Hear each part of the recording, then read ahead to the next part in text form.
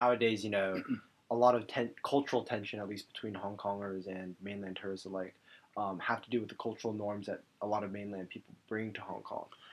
But like, how are the interactions between mainland tourists and Hong Kong people at the time? Well, it has evolved, and there was a time when people here were grateful that they Hmm. had the business from the mainland or a lot of tourists coming.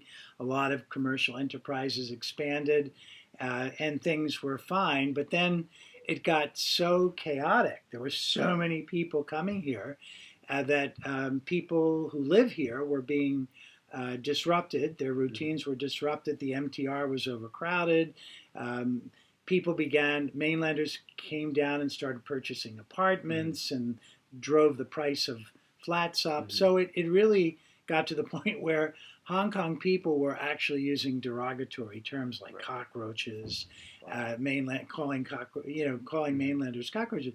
So it really, and then of course now the tourists have stopped coming, Yeah. and commercial enterprises are contracting, Hmm. and now people are wondering what happened to the good old days when mainland tourists were here, and now they're visiting Europe and going to New Zealand Right. and Australia, and they're not coming to Hong Kong Hmm. anymore. So it's been a bit, it's been a long evolving relationship with the mainland. Hmm.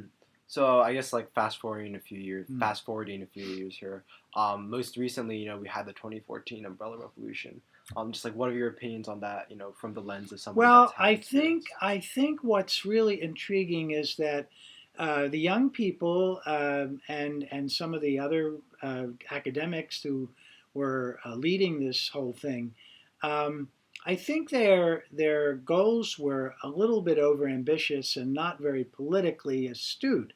Um, and people who were calling for independence were ridiculous. Hmm. So uh, at that time, the real push was for democratic reform. Hmm. They wanted to elect the chief executive directly rather than by this committee of 1,200, which is what we have now. China rejected the proposals.